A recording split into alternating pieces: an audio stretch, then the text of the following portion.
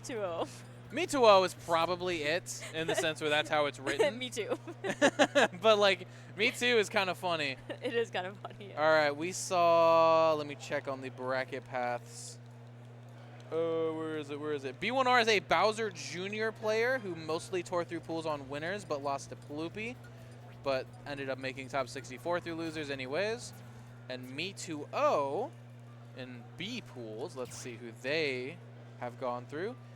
Oh, they had a first round bye then. Okay, defeated Funny Guy, who we saw on the mainstream earlier.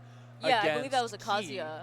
Yes. And Key was the villager who took that game 5. And then honestly, Funny Guy like won 4 sets in a row in losers. I was so hyped to see that set. I don't even know why. Like I was even know watching either you or, at the production desk. I don't even You know were either freaking or out. player, but I was so hyped to see Villager winning against I was Kazuya. I was warming like, up. there is no way. I warmed up with Key. Uh-oh. Okay, they're starting, but we don't have production here to switch to cameras. Okay, never mind. It actually just switched on its own. Oh, it switches on That's its own. cool. That's cool. Okay. But I got anyways, worried. Me2O lost to Welfare Pickles and then beat a Daisy player in a game 5. Both of these players then have won close sets in order to make it here in loser's side of top 64, but only one of them are able to progress into top 48. Who's it going to be? We're going to start off a PS2. Looks like this Bowser Jr. player is a Lemmy user, or is this Lemmy? Lemmy? Lemmy. Lemmy? Lemmy? Is it Lemmy or Oh Lemmy? gosh, I'd have to check because this is like the most niche one. I know most of them, but then there's like 3 that all start with like L's and have M's in them, and I get those 3 mixed up. I promise I know most of my Koopalings. But either way, we're seeing Me2O Wolf here taking almost 100% in the first 30 seconds of the game. It is a rough time to be Me2O right now with 125 and on the ledge. Bowser Jr. excels in ledge trapping situations like these. I love the Z drop into back air. That was phenomenal, but it doesn't quite land true this time. Yeah, the setups that Burr is setting up with Bowser Jr. have been super good right now. And again, just using a lot of the toolkit that Bowser Jr. has to offer with all of the bombs and especially with like the cannonball as well, which is such a good move. And then especially that it can be charged. And even with like Fair as well, it's so good that there's just a lot to the his disposal that like you're just able to use and counter Wolf with so much, because like Wolf just kind of depends on like that sheer like power pretty much. We see Burr taking the first stock here. Now Me2O has a real hurdle to climb here. 68% on one of the heavier characters of the cast is not going to be an easy deficit to make up. But if you get Fair Bear on the ledge here, that might do it. I almost get the Fair there. I almost was proven right immediately once again, like we did in the last set with the counter, I remember. But it's the Fair descending, gets a good grab, Burr sent off stage, but it's a question of can you find a closer here. We saw, you know, another Bowser Jr. Grimhawk versus Austin, I think it was on the other stream. Yeah, and the problem is that Bowser Jr. just lived to like 200% every time. And I'm wondering if we're going to see a similar problem here where Me2O gets a lot of percent on Burr, but then just can't find the stock afterwards. And if that happens, this is Burr's set to lose. Yeah. Well, there we go. Yeah, able to find that up smash, securing it for Me2O, which, you know, I would imagine with Wolf, hopefully he doesn't struggle too much with the, you know, like sheer like raw power that he has, because he just has a lot of damage that he racks up, and he does have that kill power. So it'll really just kind of be more so of a presence if Me2O is able to really make like an aggressive approach, and also being able to just keep stage control as well from Burr here. Now we're looking at an even game between these two players. Burr with the Nair out of shield sends Me2O to the ledge and baits a get-up attack by standing on the ledge, but upbeat so that the Koopa cart ends up taking Me2O's stock. Wow, a good kill right there from Burr. Now returning to center stage, hoping to extend this lead that they've created for themselves with the ladder combos. Wow, and with that, fast fell just a little bit too much. Yeah. Me2O not able to make it back onto the stage. In between games here, I want to bring up something that the chat has pointed out. The fact that both of these players, they're equally seeded pretty much. They are both Iowan, right? Both local, and they have 19 recorded sets against one another. I would ask the chat who won the majority of those sets, or if it's competitive, because I think that would be a really cool insight going into this set here, where they're on the big stage right now. Well, the side big stage, but the big stage right now. The gymnasium. The gymnasium. But either way, that is an interesting statistic to think about. We see Me2O kind of jamming Whatever a little he's bit. listening to, I want to know. Yeah, he got the looks suit. like He's dressed up. It's nice. Kershaw indeed. Here we go. Throwing out some lasers. We're running it back to PS2. These are very two familiar players with one another. Obviously, the stage is not the problem. This is a player-to-player set. I think we're probably going to see PS2 the entire time, personally. Yeah, it's everyone's like to go-to gentleman stage, honestly. I mean, again, if it ain't broke, don't fix it. So no need to really counterpick stages again. If it's just like a sense of like familiarity, there's really like no difference maker in the stage changing. And it just seems like they just both want to run it back and get straight into the games here. Exactly, and we see, again, Me2O racking up a lot of early percent here, but it's just a question of can you close. That back air is almost going to do it. Another one certainly will, especially at ledge. But it's just a question of can you find it, or is Burr going to play evasively enough as to where they're avoiding. There we go, throws more back airs out, tries to get the grab. Gets hit by the up tilt though, good reversal. Now Me2O still under 50%, in a great position as long as you can find the stock relatively soon and not give Burr a chance to come back into this game. Because we've seen Bowser Jr. players with Rage, they make comebacks. Yeah, for sure. This is a better position, as you said, with Me2O sitting under 100%, let alone. So, you know, with Burr racking up to past 170%, Me2O really has to secure the stock sooner rather than later. Jump scare. Don't worry about it. Part of the process. But yeah, it's looking a lot more comfortable for Me2O finding his footing here. But again, you really cannot let Burr get away with it. And that up smash too, again, the percentages are going to even out sooner or later, or we might even see a stock being taken from Burr here.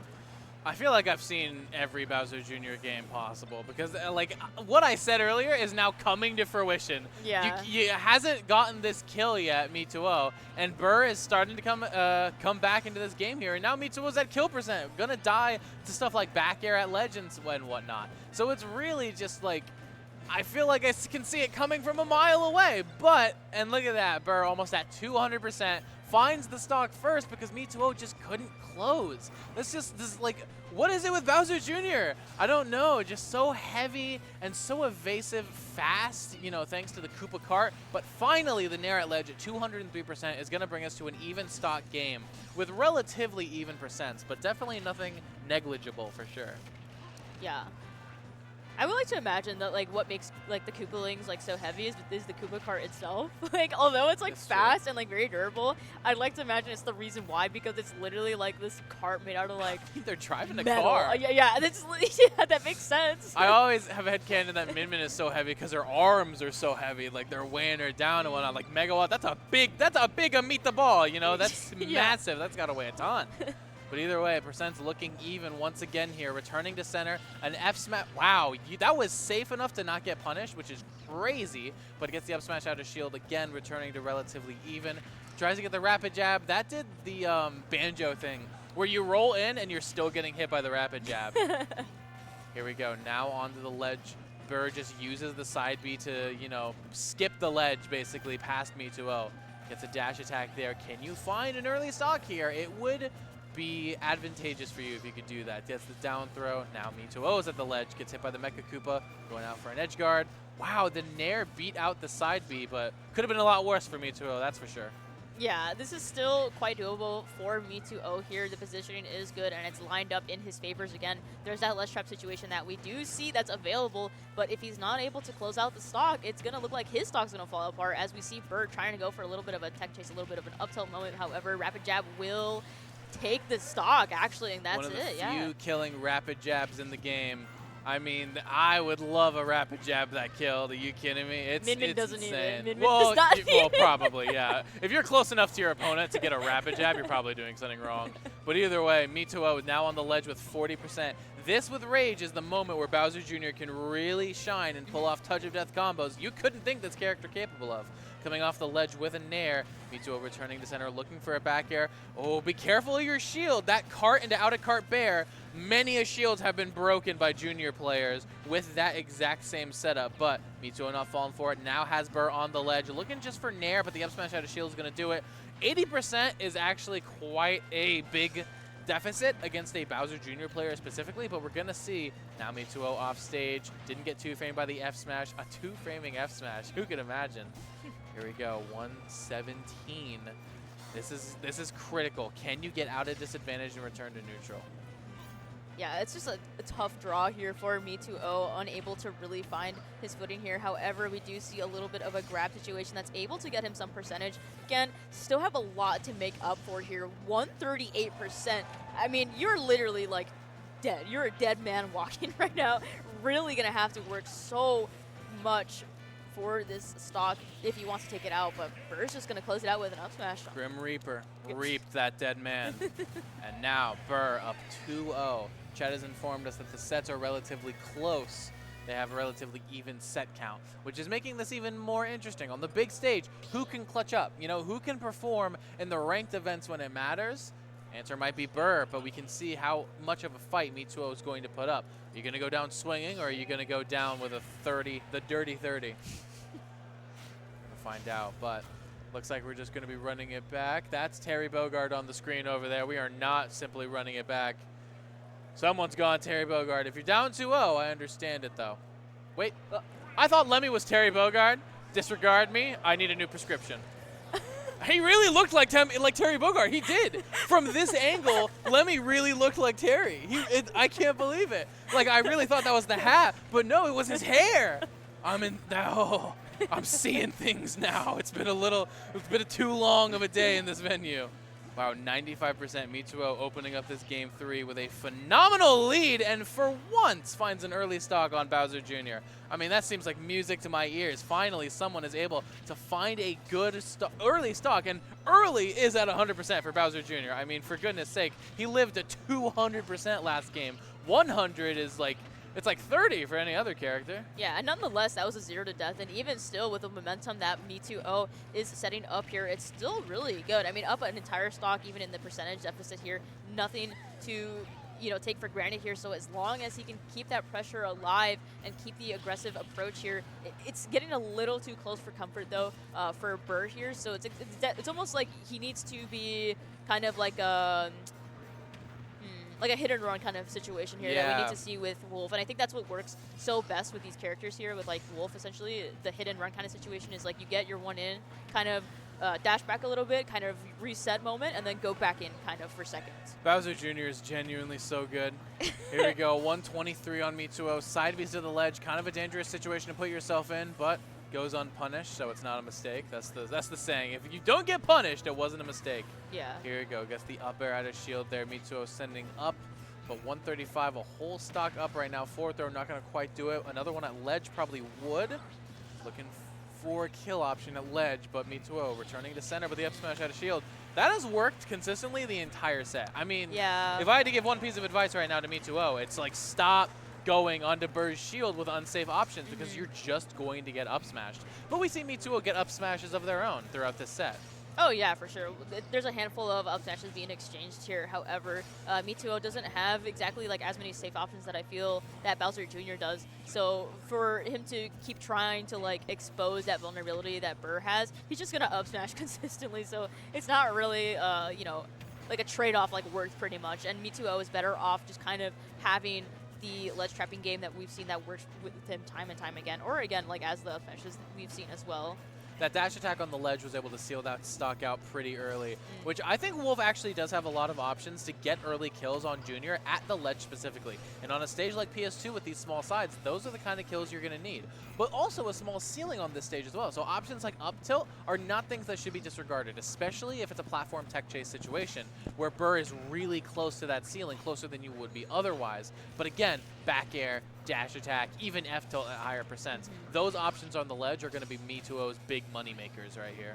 But with 78%, it's up to Me2O to close this out before Burr can make a comeback. And it's honestly looking like they're going to be able to do it. But we can't speak too soon. Yeah, definitely can't count Burr out just yet. We still see the hefty percentage built on this Bowser Jr. 125. It's a lot of rage you can, work with here, especially on Me2O's 2 stocks left that are here. We'll see if he's able to secure it or if Burr is going to be able to turn this around into his favor. Oh. Did you see the Koopa Link stick out his tongue when he held on ledge? Oh, yeah, right there. Yeah, now you can't unsee it, but with the up tilt on the platform, like I mentioned earlier, that's going to seal out game 3 for Me2O. Put him on the board for this set. Very fortuitous. Maybe a sign of shifting tides here in this set. Or maybe just a momentary setback in a major operation for Burr, which is winning this set 3-1. We're going to find out. But either way, I wonder now that Burr has dropped a game if we might see a stage swap. I believe that could be possible in the sense where it's like, okay, I can't autopilot anymore. Let me start thinking about my stages. It does look so much like Terry from this specific angle. I can kind of see it now. Like the cyan kind of ult or the black one. Like I can that. see it. Oh my goodness, that got me so bad. I was so convinced. Here we go, going to Battlefield, like I said earlier, as change of scenery, if nothing else, will be something new that Mito has to think about that might put a stop to his momentum. But either way, now it's Burr instead, who is starting off the game with a big lead. 82% on the board in the first 15 seconds. Is Mito going to make this back up, or is Burr going to be the one who actually is the one taking the lead for a change? See here on the ledge now, Mito looking for those big options to maybe close out the stock, looking for the back airs, tried to get a roll read. Wow, jab, jab, knowing that Burr was good, going to do jab, jab. That is only the kind of thing that can come from playing someone so often, from having 19 sets in the record, knowing that this person is not going to commit to a rapid jab, knowing that they're not going to do one jab, but two, exactly two. That is player habit knowledge. Yeah, it's really good info to just keep in mind, kind of like on the back burner when you're playing against familiar faces and stuff like that. Even with like almost with like character knowledge as well. If it seems familiar and all of that, it really helps to tap into the set and the game, and really helps you to your devices here. And we do see Me2O once again on the upper hand here, just by 60%, which looks very favorable right now. But the dash attack still not securing it at 171 here. I think the main reason that Burr may have chosen this stage, obviously it's good for combos because of the triplat setup, but it also has a lot more room off of the sides, which means options like dash attack and F-tilt are going to kill later, but that one's going to kill now at about 170. Pretty decent stock to be taken off of Bowser Jr., not living to 200 at least, like we saw in that game too, but still probably could have taken that 30% or so earlier. Yeah, most definitely. I think a smash attack would have done it there. But however, we see Meteor is just struggling to get a little bit of a crumb of stage control here, as we see Burr throwing out a lot of explosive options, right? Like the cannonball, and especially the bombs. What are they called again? Like, are they Koopalings. Koopalings? Oh, okay. Really? No, Mecha Koopa. Oh, I was like, wait, I'm that's wrong. not. I was like, the Koopaling is like. I was so confident too. You believed me for a second because I was so confident. Well, no, I was like, take that advice to your next job interview. But yeah, we just see a lot of tools like at Burr's disposal here, and Mitsuo really only has that power and really that brute force that he's gonna have to really use here, and it's working a lot in his favor here, being able to play around that space, kind of almost this like fail-safe of like, okay, I'm giving you the space but not really giving you the space, so it's almost like this trap card situation we're seeing a little bit. Here we go with 100% on the board. Can you find, oh wow, tried to read a tech in with up tilt, but Burr smartly avoiding that. Didn't avoid the back air though. Now it's going to be Burr on the ledge. Vulnerable to losing a stock here if Mituo can find that good hit. Find the back air, which will definitely take the stock at this percent. Maybe dash attack would too. Grab back throw. I don't think that's going to quite do it, but another one probably would if you get it right on the ledge. Now so much more percent on Burr. This is about the percent they lost their first stock at too, so we're kind of forming a pattern here, and Mituo in a very comfortable lead. Yeah, and we could potentially see like a reverse 3-0 situation here, as we might get into that Game 5 territory, but who knows? I mean, as we're setting up for this Game 4, it's looking very favorable, really in the cards right now for Me2O. I mean, we're seeing the Nair come out just a little bit, and we're seeing Burr again live to these deadly percentages. However, another Nair will finally close out the second stock for Me2O here. Here we go, goes for the rapid jab. Me2O on the ledge here. Gets down thrown by Burr. The Mecha Koopa, which is what it's called, is detonated in the process. Tried to get a down smash, but it didn't quite work out. Now, Burr trying to control center stage, tries a burst option with the side B, but Mituo is able to avoid it. Tries another, getting a little bit perhaps predictable with these, maybe a little desperate to steal out this stock and go into final stocks at relatively even percents. Up smash out of shield isn't going to quite do it. Battlefield ceiling, deceptively big. It's really only small if you're on the top platform, but most of the time, it's actually smaller than stages like PS2 or Small Battlefield. So those up smashes that Mituo have been getting hit by the entire set aren't going to be nearly as important as long as you're not on that top plat. Right. Here we go with Mecha Koopa in hand, looking to seal out this stock with maybe a big call out. Ooh, jump read back air is definitely what he was thinking of right there. Yeah, just try not to commit to any strong hitting moves there, because again, we saw Burr being able to make it to their defense, but either or smash attack, not making it out, goes for a second one and still not able to get it, but the up air will close it out for Me2O there. His frames are literally a mess. like, oh my gosh. Oh my goodness. That is someone who is definitely not a cool operator right now. Oh, well, I mean, man. yeah, we're getting to game 5. But if it works, it works, you know? You can't judge it if it works. If it ain't broke, don't fix it. And that's exactly the setup we're seeing here. So we are now sat down for our game 5 between Burr and Me2O. It was broken those first 2 games. Me2O fixed something. And now it's looking like Burr is the one who has to adapt. If you are able to adapt, though, I mean, you really do want to do it when you're up 2-0. You have 3 whole games. Maybe 2 is what it took you to get the download.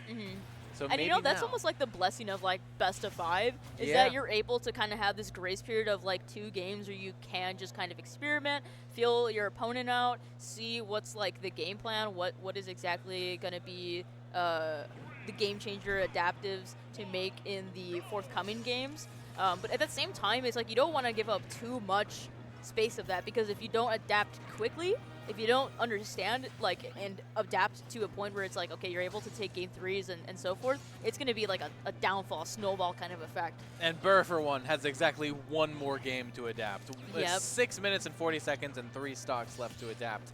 This is maybe the slowest start we've had to a game this entire set.